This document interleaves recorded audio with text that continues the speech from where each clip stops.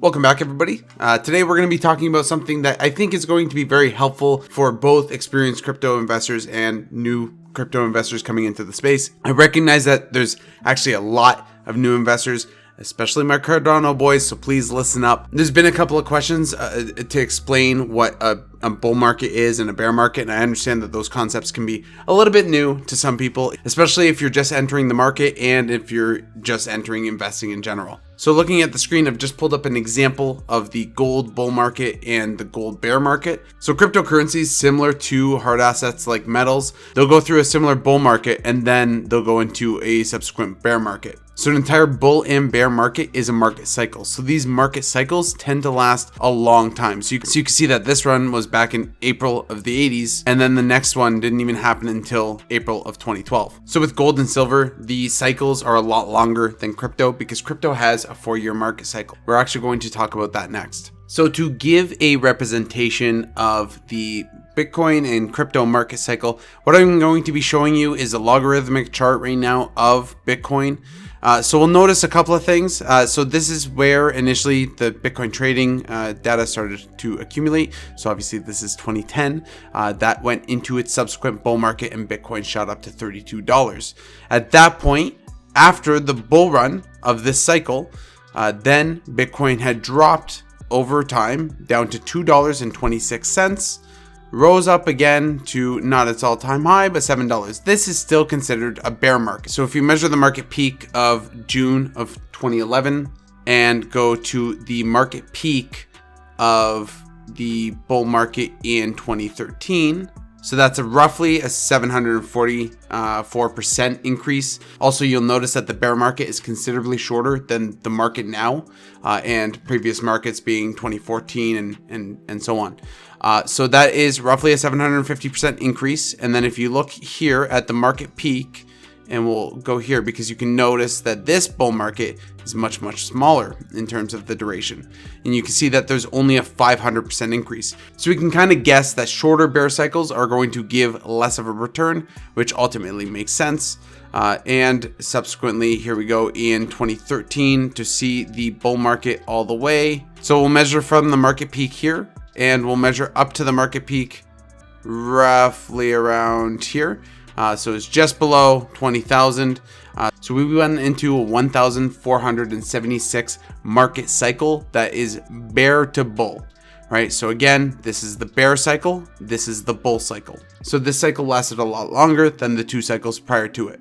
And of course, the increase is much higher at almost a 1631% increase. Now, again, that is from market peaks. So if you're buying in the bear markets, you're obviously making a much higher percentage of return. That's why people say that you're rich in the bear markets, not in the bull markets. Here, it's a little bit too late to capitalize. You're going to make some money, but if you don't cash out, you're going to lose a lot. So let's look at the current market cycle now. So we know the last market cycle here lasted roughly around 4 years. We can expect most likely a similar, if not longer, bull cycle because of institutional money and much more money driving what the last one did. So let's go with the 1400 number.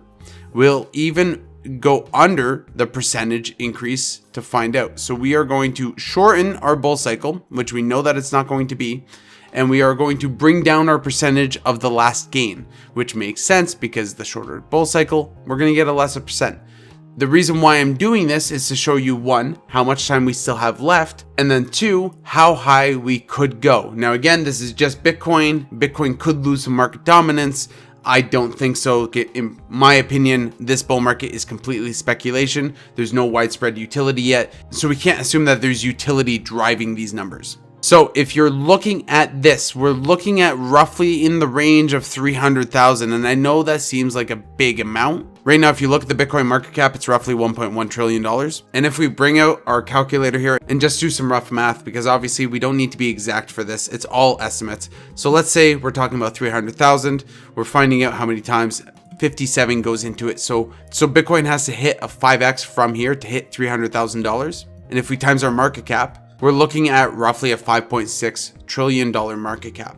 Now again, a lot of that is rough math, so we're not being exact here. It's not the exact number that we would expect. And I have brought my estimate more conservative in terms of my price prediction is around the $150,000 mark. Now that being said, I have said numerous times that that number can go up. So again, roughly we need around a $5.5 to $6 trillion market cap. So for the market to 6x, you would think that maybe that's a little bit unrealistic. But if you look at the market cycle peak from this peak here, we see that the market is considerably longer. So just to clarify, because a lot of people say we're hitting the market peak, we're hitting the moment of euphoria, which we're not even close. So we've already been in this market cycle for 1,180 days, and that has only given us a 249% return from the last market peak. So again, we are still expecting at least at this point 1,000% return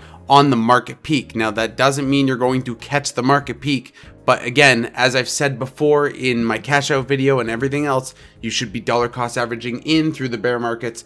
And if you haven't, obviously buy some in the bull market, and then you should be dollar cost averaging out into the bull market. That way you catch all of this up here, you get to sell the top and you get to sell a little bit on the bottom, and then you probably decide at some point to hold on to the rest of your bags, but you come out as a winner. That's the whole point. If you dollar cost average in and dollar cost average out, I can almost guarantee that you're going to do well in this market. So again, it's not an exact science, and a lot of these market cycles can go a lot longer than just the 4 years. They can go shorter than that time, and we've seen that before. And we can assume, because of so much institutional money coming into Bitcoin and a lot of hype around Bitcoin, it's probably going to be a lot longer than we think. So I know I'm pretty bearish about my Bitcoin estimation about being 150,000, but it could actually be a lot more north of that number, assuming that it doesn't give up market dominance to other cryptocurrencies, which is also possible, but I don't see that happening in this bull market just because it's too much speculation,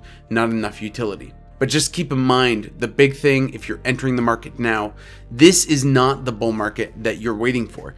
The next bull market, the bull market where we have mass utility and mass adoption, that bull market is going to be crazy. So at this point, if you're here in this bull market, just know you're not late, you're right on time. I hope this gave everyone a good perspective of exactly where we're going in terms of the bull market, bear markets, how market cycles work. Now, again, I'm not an economics guy. I do a lot of research in terms of understanding this stuff, but I don't have any formal education. So that is what it is. I'm no financial advisor. This is just what I've learned from researching and understanding previous cryptocurrency bull runs and how that could impact our market cycle that we're in today.